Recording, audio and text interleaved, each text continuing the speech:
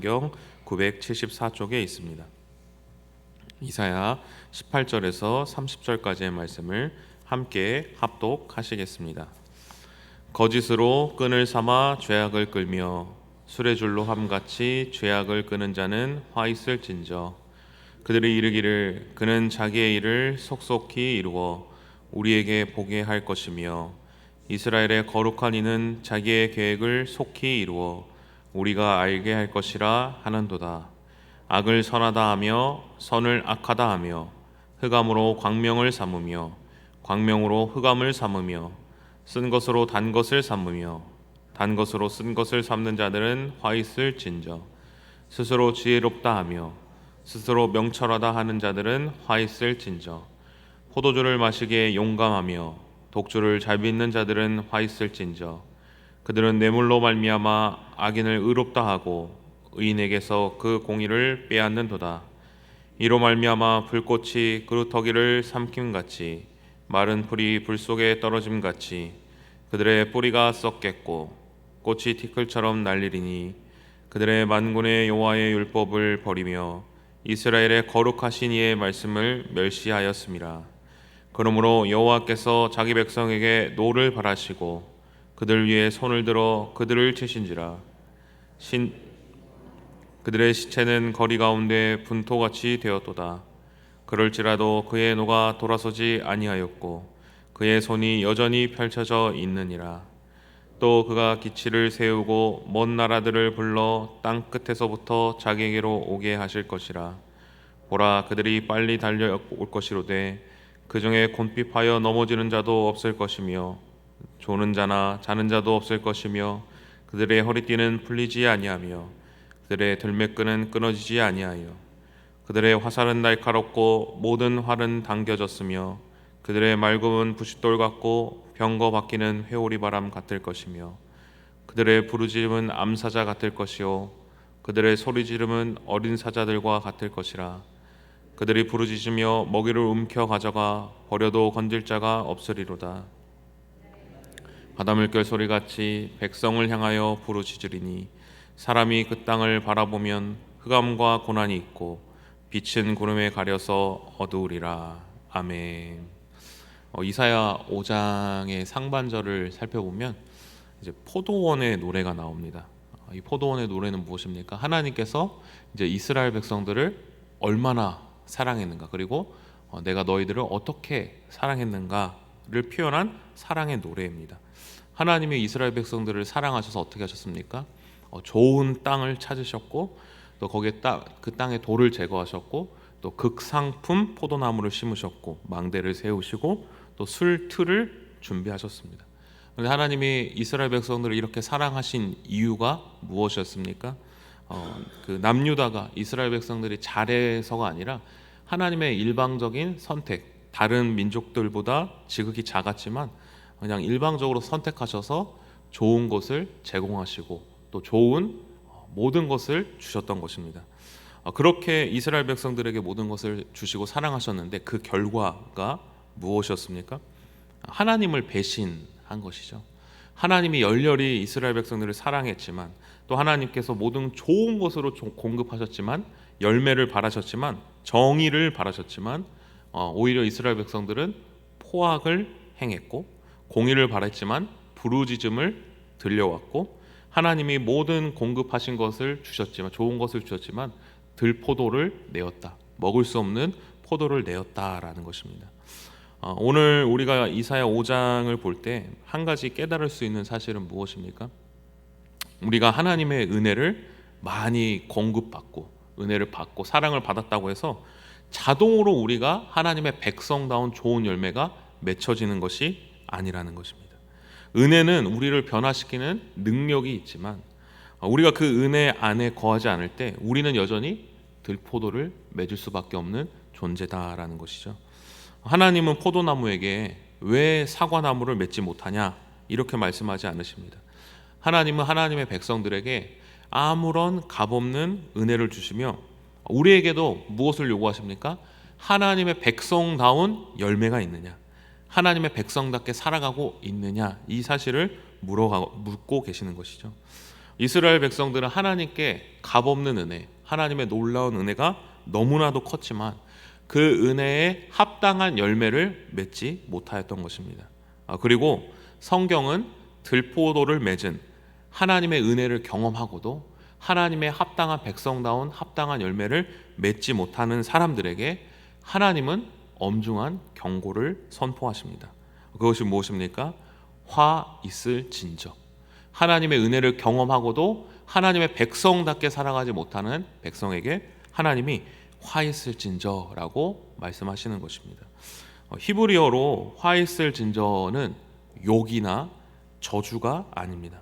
히브리어 원어로 볼 때 너희에게 아주 큰 문제가 있다. 너희의 길이 잘못되어 있다. 돌이켜라 라는 경고인 것이죠. 하나님께서 갑자기 심판하시고 갑자기 때리시는 분이 아니신 것이죠. 포도원을 만드시고 또 좋은 곳에 심으시고 좋은 열매를 기다리시고 또 그에 합당한 열매를 맺지 못할 때 경고하신다라는 것이죠. 그렇다면 하나님께서 이스라엘 백성들에게 무엇을 경고하고 계십니까? 열매 맺지 못하는 이스라엘 백성들에게 무엇이라고 말씀하고 있습니까? 우리 18절의 말씀을 같이 한번 함께 봉독하시겠습니다. 거짓으로 끈을 삼아 죄악을 끌며 술의 줄로 함같이 죄악을 끄는 자는 화 있을진저. 아멘. 이스라엘 백성들이 하나님의 백성답게 열매 맺지 못하는 이유가 무엇이었습니까? 이스라엘 백성들이 처음부터 죄를 계속해서 짓고 죄의 큰 모습으로 찾아온 것이 아닙니다. 아주 작은 부분부터 죄에 넘어졌을 때 그 결과가 어땠는가에 대해서 하나님이 경고하는 것입니다. 유튜브 영상 많이 보시나요? 네. 어떤 사람은 이제 자기 전에 잠깐 하나만 봐야겠다 하고 딱 스마트폰을 켭니다. 그런데 어느 순간 30분이 지나 있고 1시간이 지나 있고 또 2시간이 지나 있습니다. 처음에는 내가 나 하나만 봐야지 이렇게 내가 선택한 것 같지만 시간이 지나면 어떻습니까? 내가 영상을 선택하는 것이 아니라 영상이 나를 선택하고 영상이 나를 이끌어가게 되는 것이죠. 이스라엘 백성들이 처음에는 잠깐 내가 자기가 선택적으로 죄를 진다라고 생각했습니다. 한 번 하면 괜찮겠지. 이번만 하자. 내가 다음엔 절대 안 한다. 한 번만 해야지. 내가 죄를 결정한다고 했는데 어느 순간부터 죄가 나를 끌고 가기 시작한 것입니다. 그게 나의 길이 되어버린 것입니다. 내가 그냥 이번 한 번만 해보자라고 생각했는데 어느 순간 그 죄가 나의 인생을 끌고 가기 시작하게 된 것이죠. 시편 1편에 복 있는 사람은 악인들의 꾀를 따르지 아니하고 죄인들의 길에 서지 않고 오만한 자의 자리에 앉지 아니한다라고 말하고 있습니다. 죄를 따르던 사람이 죄의 길에 서버리게 되고 죄의 자리에 완전히 주저앉아 버리게 되는 것입니다. 죄에 인박히게 되는 것이죠. 내가 죄를 선택할 수 있다고 생각하지만 죄에 완전히 구속돼 버리는 상태가 되어 버리는 것입니다. 우리 성도님들께서도 내가 이번 한 번만 해도 괜찮아라고 생각하는 일들이 있는데 그것이 그 죄의 자리에 완전히 주저앉아 버리게 되는 그런 죄악이 있진 않습니까? 이렇게 해도 하나님께서 뭐라고 안 하시네, 이렇게 생각하는 것이 있지 않으십니까? 그러나 하나님이 원하시는 것은 우리가 하나님의 새로운 열매를 맺길 바라시는 것입니다. 그런데 이렇게 죄악에 주저앉아 버린 상태가 되면 시간이 지나면서 이 죄의 상황은 더욱 악화되게 됩니다. 우리 20절의 말씀을 같이 한번 함께 봉독하시겠습니다. 악을 선하다 하며 선을 악하다 하며 흑암으로 광명을 삼으며 광명으로 흑암을 삼으며 쓴 것으로 단 것을 삼으며 단 것으로 쓴 것을 삼는 자들은 화 있을진저. 아멘. 카페 자주 가십니까? 우리가 같은 카페를 가도 누구는 커피를 마시는 데를 가는 사람이 있고 또 누구는 분위기를 보는 사람이 있습니다. 사람마다 다 다른 것이죠. 신앙에도 바로 이러한 기준이 있는데요. 우리가 하나님의 은혜를 받고도 죄에 끌려다니는 삶을 살아가다 보면 우리의 기준이 바뀌어지게 된다는 것입니다. 하나님의 백성은 무엇을 기준으로 삼는 사람입니까? 하나님의 말씀이 나의 기준이 되는 사람입니다. 내가 보기에 이 일이 정말 나를 기쁘게 합니다. 그리고 나에게 아주 큰 유익을 줍니다. 그런데 하나님의 말씀에 이 일을 하지 말아라 라고 하면 어떻게 해야 됩니까? 하지 않는 것이 당연한 것이죠. 그 일이 말씀 안에서 나에게 큰 불이익을 주기 때문입니다. 그런데 남유다의 상황과 모습은 어땠습니까? 죄에 끌려다니다 보니까 내 기준이 하나님의 말씀으로부터 사라지게 된 것입니다. 기준이 없습니다. 내 자신이 기준입니다. 그래서 하나님의 말씀에 악하다는 것을 선하다고 하고 악한 길을 따라가며 쓴 것을 삼키며 살아가게 되는 것입니다. 내가 기준이 되는 것입니다. 그렇기 때문에 하나님의 보기에 안 좋은 것들도 좋다고 하며 살아가게 되는 것입니다. 죄를 죄라고 판단하지 못하는 영적 마비에 걸리게 되는 것입니다. 분명히 내 마음에 뭔가 찜찜합니다. 말씀에서는 분명히 하지 말라고 말씀하고 있습니다. 그러나 괜찮아, 이렇게 해도 하나님께서도 넘어가는 것 같아 하고 넘어가게 되는 것입니다. 하나님의 은혜를 받고서도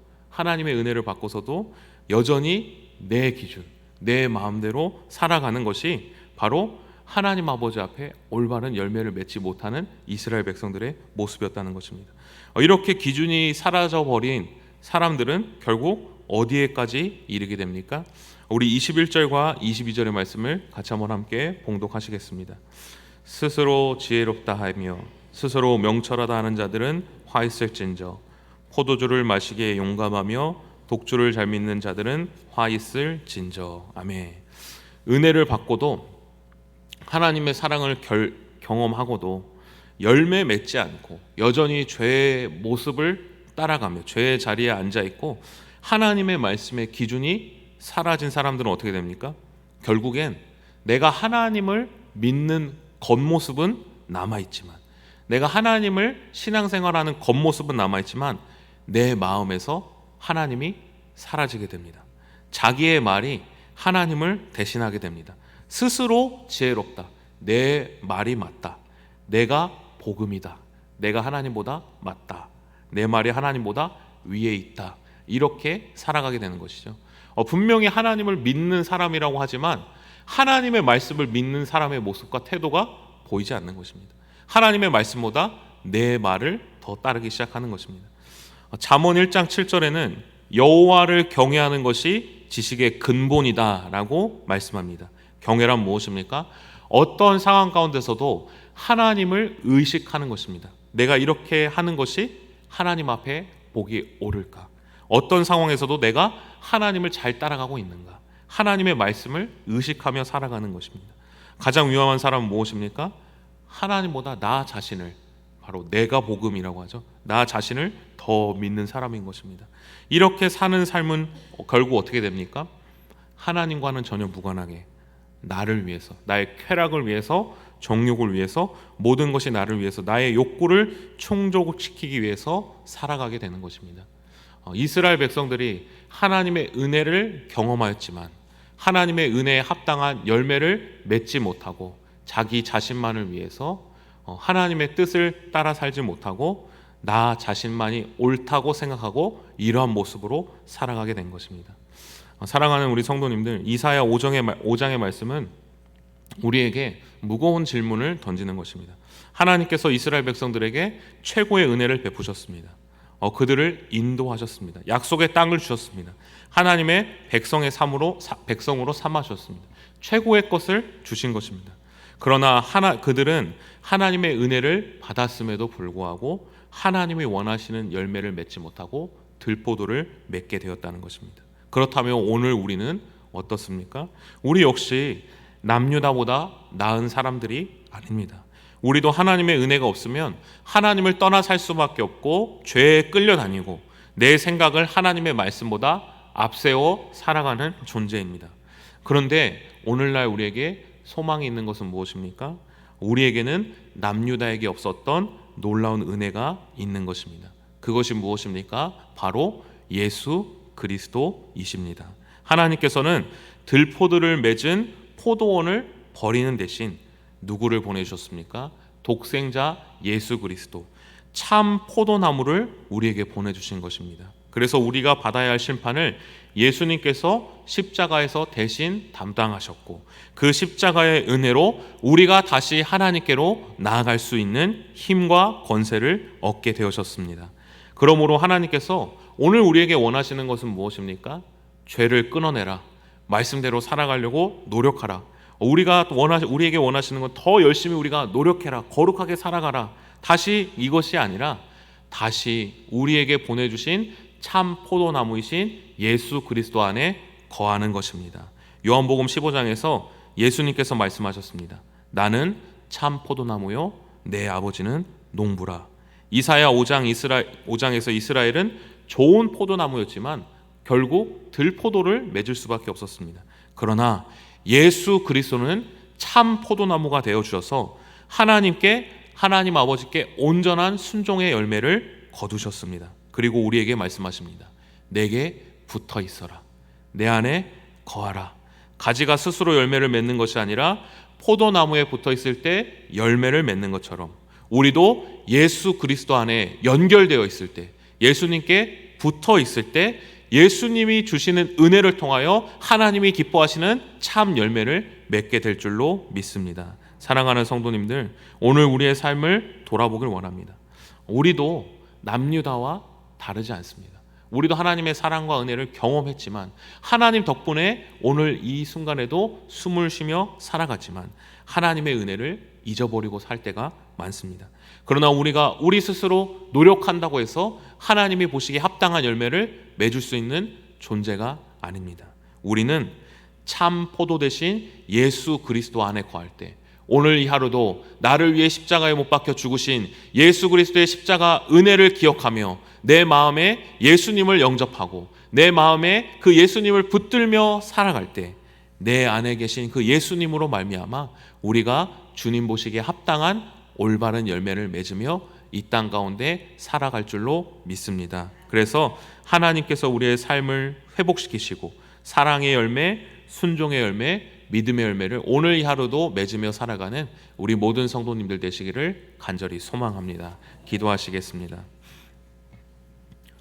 하나님 아버지, 주님께서 우리에게 크신 은혜를 베풀어 주셨지만 때로는 들포도와 같이 하나님 보시기에 합당한 열매를 맺지 못하는 삶을 살았음을 고백합니다.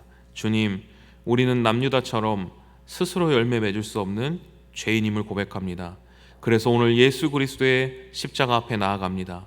예수님의 가지에 착 붙어서 주님이 주시는 힘으로 열매를 맺고 하나님의 백성답게 살아가는 오늘 이 하루 되게 하여 주옵소서. 예수님의 이름으로 기도합니다. 아멘. 다 함께 주님께서 가르쳐준 기도하겠습니다. 하늘에 계신 우리 아버지, 아버지의 이름을 거룩하게 하시며 아버지의 나라가 오게 하시며 아버지의 뜻이 하늘에서와 같이 땅에서도 이루어지게 하소서. 오늘 우리에게 일용할 양식을 주시고 우리가 우리에게 잘못한 사람을 용서하여 준 것 같이 우리 죄를 용서하여 주시고 우리를 시험에 빠지지 않게 하시고 악에서 구하소서.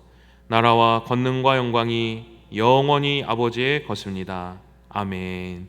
우리 이 시간 계속해서 기도하실 때 오늘 주신 말씀 붙들고 먼저 기도합니다. 예수님께서 우리를 위해 죽으시고 부활하신 그 주님의 크신 은혜를 기억하며 참 포도나무 대신 예수님 안에 거함으로 말미암아 오늘 이 하루도 하나님의 백성답게 살아가는 이 하루 될 수 있게 달라고 힘과 은혜를 더하여 주옵소서라고 같이 함께 기도합니다. 또 오늘도 성령으로 충만하게 하셔서 마땅히 기도할 바를 알게 하시고 모든 것을 합력하여 선을 이루시는 하나님을 경험할 수 있게 달라고, 또 성도들을 위해 기도하실 때 교회의 몸된 지체로서의 역할을 온전히 감당하게 하시고 예배함이 기쁨되고 교회에 오는 것이 즐거움이 될 수 있게 달라고, 또 이번 주 금요일부터 아동부 성경학교가 진행됩니다. 준비하는 교역자와 선생님들 성령으로 충만하게 하여 주시고 무엇보다도 이번 기회를 통하여서 우리 아동부 아이들이 하나님의 사랑을 깊이 경험할 수 있는 성경학교 될 수 있게 달라고, 또 주님께서 일기를 주장하여 주셔서 또 가장 최고의 날씨가 될 수 있게 달라고 이 시간 주님의 도우심을 간구하며 함께 합심하여 기도하시겠습니다. 살아계신 하나님 아버지, 하나님, 우리는 하나님께서 사랑하여 주시고 하나님께서 가장 최고의 것으로 베풀어 주셔서 은혜를 주시고 하나님 아버지께서 인도하여 주셨고 하나님의